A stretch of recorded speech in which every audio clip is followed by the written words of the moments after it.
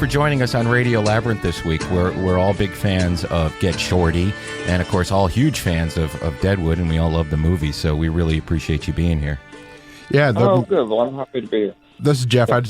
My first question was how you got involved with the Deadwood movie. Did you work with Milch ever before, or did you audition for it? Movie? Or just the TV Deadwood show? Oh, with the show? No, Yeah. I'd never worked with David. That was just, one of those things. It was just one of those, you go in for an audition. I mean, they send you a script, and it's like, wow, this is really good. And I didn't really know who David Milch was. I knew that he'd written. I never saw NYPD Blue because I was in college at that time, and I didn't watch. I didn't watch TV. Same here. I was doing stuff. But I do remember my parents telling me about NYPD Blue, and my mom's a writer, and my dad was a big TV snob, and the fact that they talked about a TV show was kind of weird. So I had some friends who'd worked with David, so I heard a little bit about him before I went in to meet him. But I was nervous, really, because the pilot of Deadwood was directed by Walter Hill, and I was a big Walter Hill fan. So I didn't pay much attention to David, really. As a matter of fact, when I first met David, I almost kind of... Can I cuss on your... Yeah, absolutely. Podcast? Okay. I almost kind of fucked up because... I went in and I did the thing or whatever, and I knew it was going well. And I was wearing, just wearing jeans, and I was just dressing like how I normally dress. And I had an LSU baseball cap on because I went to graduate school at LSU. So David mentioned something about that. He asked if I was from Louisiana. I said, no, I'm from North Carolina. And I said, why? And he said, because my teacher was from Louisiana. And I said, oh, really? Who's that? And he said it was Robert Penn Warren. And, of course, I knew who Robert Penn Warren was. And I almost said it, but I didn't. But Robert Penn Warren was from Kentucky, right? And I almost said, well, actually, Robert Penn Warren. And I thought, that's stupid, Sean. Just let him be wrong about where his mentor's from. Yeah. And I got the job. But, no, that's how I met David. And, and that was just supposed to be possibly recurring role. And, for me, it was like I was very excited about it. But, you get jobs and you have no idea what's going to happen. There's so many things that can happen. But by the time we got around to actually shooting the pilot, I knew this was incredible, right? And that it was going to be incredible and couldn't really be denied. And I knew that I'd probably, unless they killed me, which I did think they were going to do the entire first season, I knew that I would probably be working for as long as the show was on, and that turned out. So, as you got into shooting the show, did you discover anything about the real Johnny Burns, the real person? Well, what's interestingly is that the real Johnny Burns was probably more like Earl's character. Like, Johnny kind of handled the whores, and he was apparently not that nice to them. So, but I don't think, David was certainly not a slave to any of that, and, didn't give he didn't give it much thought to the historical Johnny Burns at all. But I was relieved to learn that Johnny Burns lived to a ripe old age. Yeah, that's good. So I was like, I learned that at probably about midway through, and I was like, oh, good, okay.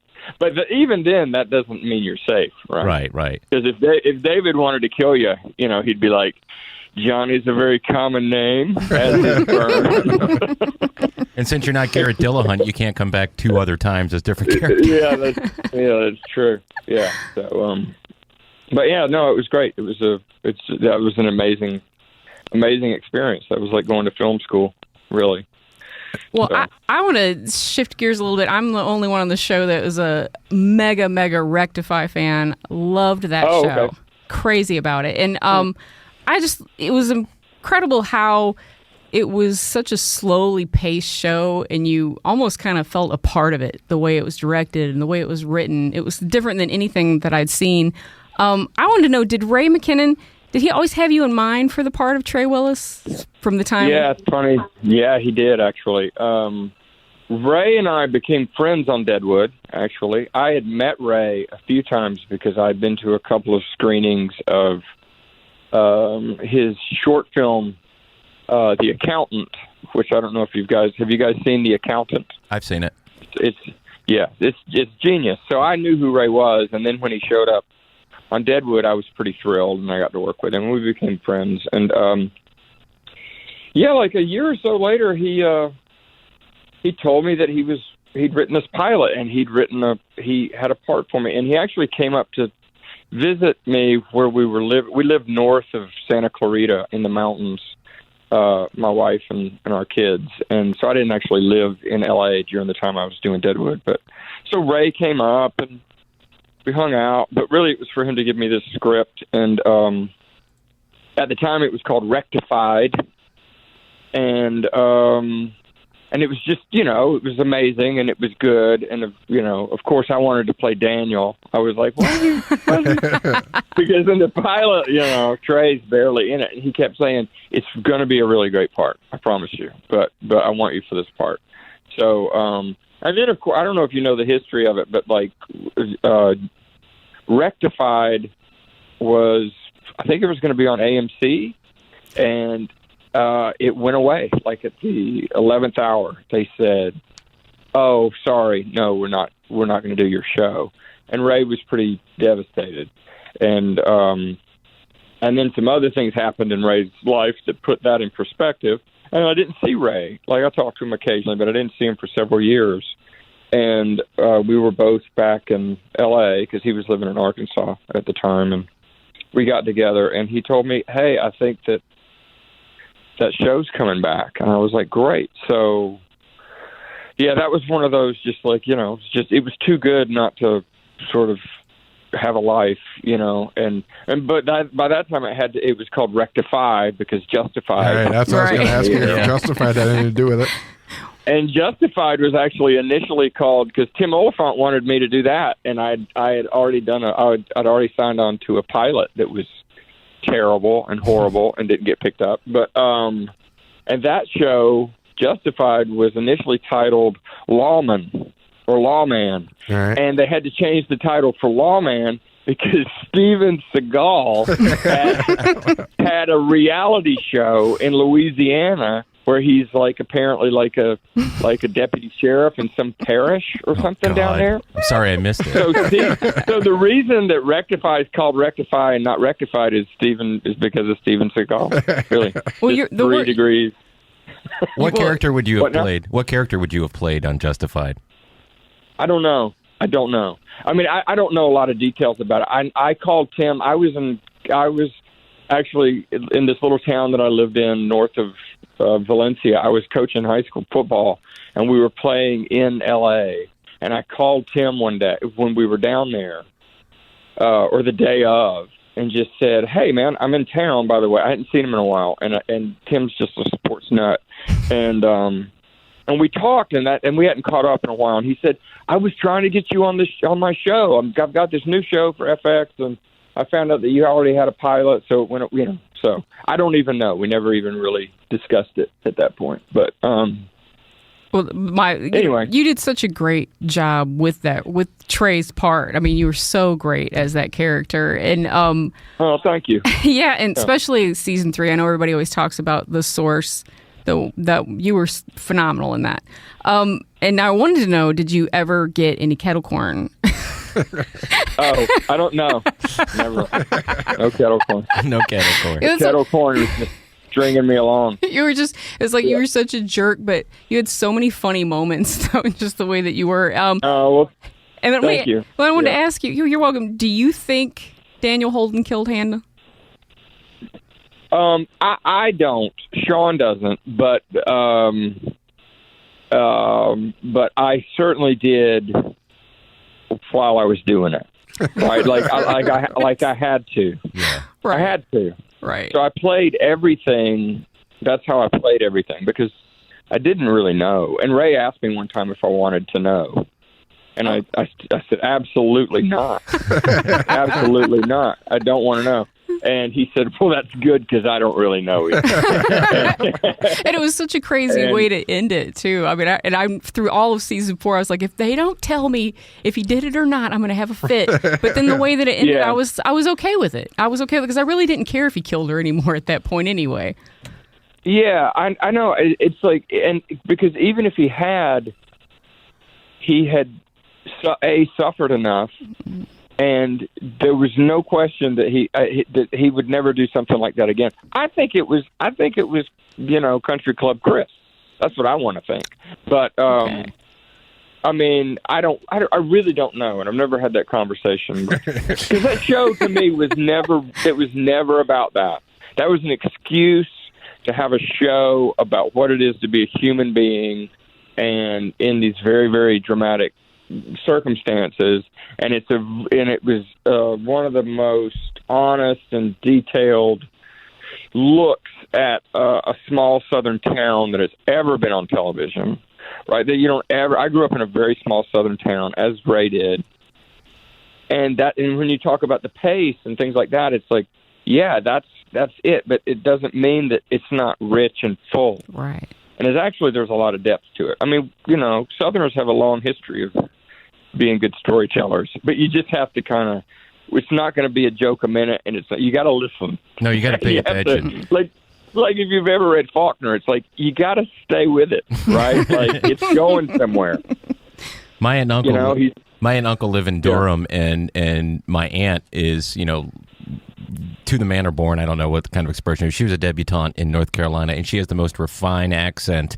But you're right. The stories are. You have to wait. You have to wait. She's not just going to go blah blah blah blah blah blah. No.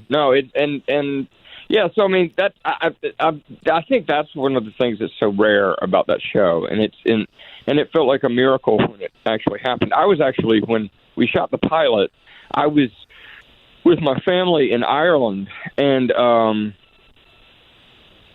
initially I wasn't gonna do it because we had this vacation planned, and then when I found out like what the dates were and all that, and I'm gone a lot, and I always feel guilty about that, and I was like, I just can't. And then I my wife, God bless her, said, they have airports in Ireland, John. We'll be fine. You can fly back and do. So I did. So I flew back and did the pilot. And if nothing else had happened beyond that, let alone getting 4 seasons out of it and all that, it was such a wonderful experience just to be there, because I knew how much Ray had gone through to get it to that point. And when you see something realized like that, that's just somebody's idea, and they're sort of telling you about it, and they show you a first draft of it, and then you're there, and it's doing it. You're actually doing it, regardless of the outcome or what the critics say or what the numbers are. It's like, it's really, really inspiring. It's just great. And I've had a few experiences like that, and they're magic. I mean, it finished out like, I think Metacritic gives that 4th season like 99% or 100% or something like that. That's how beloved the show was to the people that did watch it. So, but anyway. Yeah, well, that's good to know, because I don't really pay attention to that stuff, and like, I'm surprised you guys know who I am. Like, I'm always surprised when people know who I am, and I just don't think anybody's real. Because I don't really pay that much attention at this stuff, and I love working, and I love the people I work with, but the rest of it is like, I live in North Carolina now with my wife and family, and I just fly out and do whatever I do, and then I'm always happy to come home. And are you back in Chapel Hill? Very boring. No, I'm not from Chapel. I was born in Chapel Hill. Okay, but I do see that you check my IMDb. Good. Wikipedia. Okay. No, we live in my hometown. It's a small town called Silva, which is west of Asheville, and it's beautiful. Silva is actually the town that they filmed the bulk of 3 Billboards of Ebbing, Missouri. Yeah, that's like my hometown. I love Western. Western North Carolina is beautiful. The mountain up there that you can go climb around, and I forgot the name of it, but I was there once. And there's you should come back because we've got more than one. We've got like a whole. Oh, okay, we've good. We've probably got about 100 square miles of them. But I think you're talking about Mount Mitchell, probably, is the big one. That's the biggest one. The one that had a walking bridge and you could see a bunch of other states. I got to look it up. I don't remember the name. Okay, yeah. I don't know. But yeah, it is. My cousin lives in Boone, so he took me there, and I don't remember how we got there. But Boone's a lovely town. No, you went to Mount Mitchell. Yeah, it's the highest mountain. All right. I've never been there, so you got me on that. I've never actually been there. That's when we had Rectify. Yep. When we had W. Earl Brown on the podcast, it was well before the Deadwood movie became a reality, so we never got to talk to him about what he thought, if it was ever going to happen or what was going to go on with it. What was your reaction when it became a reality? It was it was in phases and steps, right? Like we heard about that for so long, and then you just kind of it's not going to happen. And right, and I know all the fans was always saying it would never happen. Yeah, and I think part of it was it's hard to get all those people together. I knew that everybody would do it, but I don't know. I felt like it was going to. I heard from Ian that he had read some of the script and it was really good. So Ian would sort of keep me up to date on things. And of course, my question was always like, "Am I in it?" He's like, "Yes, you're in it." And I was like, "Okay, good." But yeah, then I was concerned. Frankly, I was concerned. Like, is it good?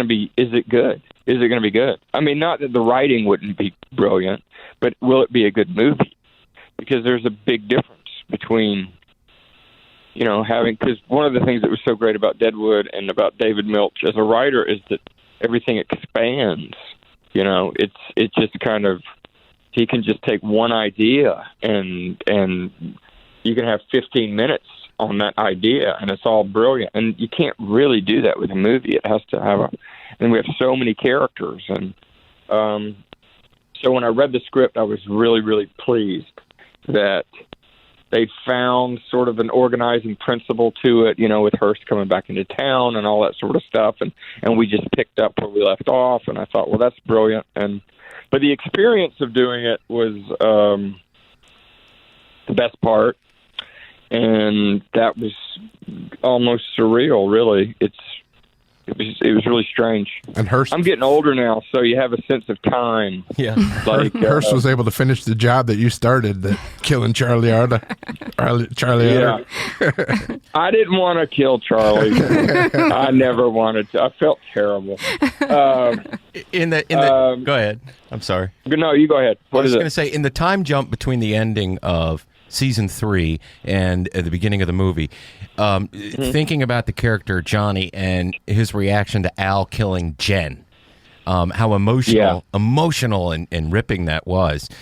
Do you think that did they address it at all really in the movie, or was the time jump enough time for Johnny to let it sink in and to deal with it? I think the time jump was enough.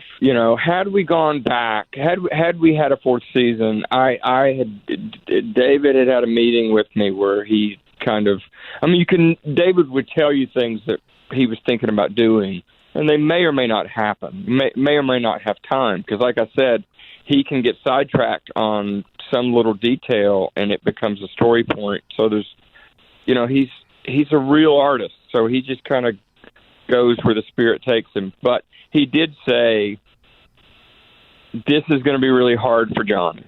Right. And he's going to try to sort of deal with it and understand it, but it's going to be really hard. So, and basically he was saying, we're going to give you a lot to do in season 4. And so naturally I was excited about that. But I just think that we couldn't, he would have gotten over it by then. Yeah. Like, if he's still there, he's dealt with it in some way. But I thought that was really nice that I have the flashback and the scene with the young prostitute brings that back. That was fun. Yeah. I just wanted to ask you. First of all, I discovered Get Shorty when it hit Netflix. So Yeah, most people. Yeah. But thanks for that, because now I've had to subscribe to another pay channel so that I can watch season 3. Please do. Spread the word. I have children to educate. I have children to educate. I binged the entire second season on my 1 week preview of Epics. Right. So I'm going to subscribe for season 3, though. Look, I when I started watching it, I came in here because we do this thing called staff picks every week here on the show, and I came in here and I was just like, oh my God, it gets Shorty. It's so great. Well, anyway, I just wanted to say your character. Like, there's so many incredible characters on the show, but Lewis is definitely like in my top 2 favorite characters, without a doubt. Well, who's number 1 then? Oh, good. Amara. I mean, Amara's great. Amara is my favorite character. Exactly. I'm just you know what? I'm just giving you shit. No, but really, you and Miles. I would say in the future, don't even give a number, because I'm my least like when I come on. I'm more relieved that I didn't just fuck the whole thing up. I cannot wait to see other people's stuff. And I've been on shows, I've been on things before where, you might like your cast members, but you're just like, oh God, man. Oh, geez. I know they have a big contract, but please, do we need any more of that? And man, I can't say that about Get Shorty. I mean, and just everybody's so good. And you mentioned Amara, who is the brilliant Lydia Porto, and she is so good. And and there will be more of her. Oh. That's all I can say about season 3, but there will be more. Can you tell us anything? What's Lewis going to be up to this season? Well, I'll just say that Lewis is, at the end of season 2, he's managing that actor, the David actor. And I'm making good money, and I'm kind of still using my old techniques to sort of get what I want. But basically, Lewis has got Lewis has a life that he could never imagine. If you go back to episode 1 or 2, when he's thinking about buying that condo in Pahrump, Nevada, and there's literally a sign by the pool that says, don't shit in the pool. He can hear the highway suddenly, and that was his dream. So by the end of season 2, he's married to a beautiful, vivacious woman, and they have a kid, and he has the easiest job in the world. You don't have to soak anymore. No more soaking. Yeah. Oh no, it's on at that point as soon as we get married. But so he's just he can't believe his good luck. I think that's where he is, and so I think he pushes that a little bit in season 3 and goes a little corporate. Like, he gets a bigger job, a much more Hollywood job where he has to deal with Hollywood people, and that just doesn't quite work. And you're gonna have to watch because it's really good. And the irony that you're doing that, and Chris O'Dowd's character, that's all he ever wanted, and he's in prison. And you got the job that he never. You just nailed it. That's exactly what happens. It's sort of like I'm living the life that Miles was supposed to be living, and he's got to start from the bottom again. So that's kind of what season 3 is him starting at the bottom, and Lewis struggling with. The other aspect of it is. And I'm probably giving away too much. But spoiler alert. But the actress who plays Gladys, Lewis's wife, is the brilliant Sarah Stiles, and Sarah is in the Broadway musical Tootsie, which she just got nominated. Well, she was nominated for a Tony for Tootsie, and so Sarah's doing Tootsie. So we had to fly her in and out. So it would be just. She'd fly in and it would just be Lewis and Gladys for the whole day or whatever. So what we did was Davey Holmes, the showrunner creator, we have that, Gladys is in Tootsie. Right. Wow. So literally we just went, well, that's what happened. Let's just do it. That's great. So there's some really fun stuff. Like Lewis goes to visit her, and anyway, season 3 is really good. Season 3 of Get Shorty comes back on October 6th on Epix. Yep. And we want everybody to go binge the first 2 seasons if you've never watched it. And don't be afraid if you're a fan of the movie, which I am. It's a completely different story, but it has that feel. Yeah. And, of course, I love the movie. James Gandolfini, that's the first time I really saw him do anything other than, the Crimson Tide. But he was really good in that film. Are you familiar with the movie? Oh yeah, no, I loved the movie. Yeah, I loved it, and Gandolfini is great. He was great in everything. Right. He was never not great. That guy. 2 best shows of the last decade or last 20 years, obviously are, and I'm not putting them in any type of order. The Sopranos and Deadwood are obviously the best shows of the last 20 years. Oh well, that's great. I would, I think that's a fair argument. I mean, really, all bias aside, I know. Yeah, and I love those shows. When you're fans of shows like that, and those shows both have huge fan bases, real dedicated, you follow the people that you liked on that show, and you follow and you watch their other things, which I've done with both shows, Oh, good. Yeah. I'm not just blowing smoke. these guys. No, I appreciate it. It's and we're hoping to get. I mean, it's been tough to get Shorty because Epix is a new, a new network, and it's hard getting an audience for it, and that can be a little frustrating. They have really good shows. Oh yeah. Oh, good. Well, see, I haven't watched it, so that's hopefully we're going to be able to pull them up, so that people are starting to, because there's so much out there. I understand it. I get it. It's like there's so many things to watch, and but I hope people give it a chance because I think it's great, and I don't like much, even if I'm a lot of times I don't like it, and I knew from the get-go with Get Shorty, it's like I don't know if this show will be a hit, but it's a hit. Like it's a hit show. Whether or not it gains the audience, I don't know. But when you say you don't like much, what do you like? Or is there any shows that you do watch? The ones that you've mentioned, that's one of the things I asked Steph early on. I said, what do you guys want to talk about? And he listed, Deadwood and Rectify and Get Shorty. And he mentioned The Man Who Killed Hitler and Bigfoot, which I like. Yeah, and, I love that movie. And you were great. Yeah, me too. Thank you. It was, but I love those. I mean, I'm not going to say what I don't like, but I mean, I've done a lot of stuff, and sometimes it's just like it's not all that rewarding. I mean, I always have fun, but usually it's just little things that people, a lot of times it's little things that people haven't seen that I think are. I meant fun. Is there anything that you watch that you're not in that you like? Oh, you know what my wife and I just watched is we watched Mindhunters. Oh, yeah. Oh, my wife and I love that show. We're trying to get John Douglas on the show. Yeah. I really loved it. And I watched some of it because it's been out for a long time. So I gave it a shot. And this is what I mean about there's just too much, right? There is way too much. I gave it a shot, and I watched about 15 minutes. And who's the guy who plays the lead? The main, I don't even know the guy's name. But I was like, I don't know if I can watch that guy. I don't know what he's doing. What's he doing? Is he just not a good actor? What is it? And I went, I can't do this. And our son, who's 20 years old and has just unbelievable taste in stuff, like seriously. He said, Dad, you really you should watch it. Just, I know what you're saying, but watch it. And he's actually really good, and you'll figure out that he's really good pretty soon. And I did, and I watched it, and I realized, oh no, he's just making some very specific choices about that character that work in the long run. Absolutely, hold the whole thing together.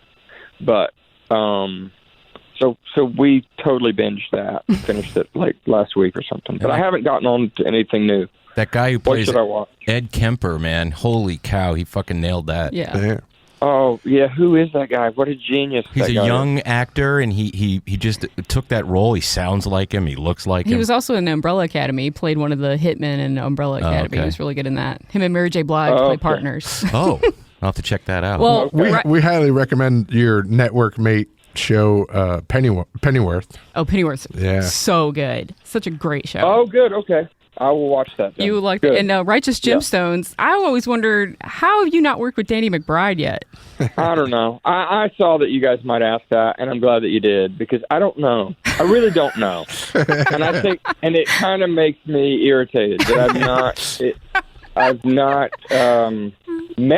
met him socially. I've never been called in for anything he's produced 8,000 things, right? And I've never been brought in for anything. I really don't know. And aren't you buddies with Walton Goggins? Am I wrong about that? I know Walt. I haven't seen. I saw Walt. I ran into Walt 3 or 4 months ago, but he's so busy and I'm so busy. It's just, and we never knew each other that well, right? I mean, so you know what I mean? It's like there are people who I'm very, very fond of that I don't ever talk to. So, but yeah, see, Walt, this is also part of it. Walt's in L.A. I fuck off to North Carolina. So somebody's got to kind of want to find me or meet me. Closer here to Atlanta. Come on down. We got plenty going on. If any projects bring you over to Atlanta, absolutely come in the studio and we'll have you on the podcast. I'd love to. I don't know. The thing I'm doing right now, we're shooting in Savannah, and I think they keep saying that they're bringing me back in November. I don't know what for, because I think I'm done after this week. But that would be in Atlanta, so I'll definitely... Yeah, keep in touch and let us know if you're coming to town. Yeah, I will do that. And thanks a lot for coming on the show over the phone anyway. Yeah, we appreciate it. We're, like I said at the beginning, we're all big fans, and it's exciting for us to get to talk to people that we really like. Well, I appreciate it, guys. You just, keep on doing what you're doing, and I hope I get to meet you in person someday. Yeah, we have 1,000 more questions we could ask you, so we would love for you to come in here so we could... So yeah, we can keep you for 90 minutes and just annoy the hell out of you. Okay. No, that's fine with me. I just have to learn some lines, and that's it. But we'll run lines with you. Yeah. Yeah. All right. Okay. Sean Bridgers, thank you very much for calling into Radio Labyrinth, and continued success in your career. All right, thanks, guys. Thank you. Bye, Sean. Bye. All right, bye-bye.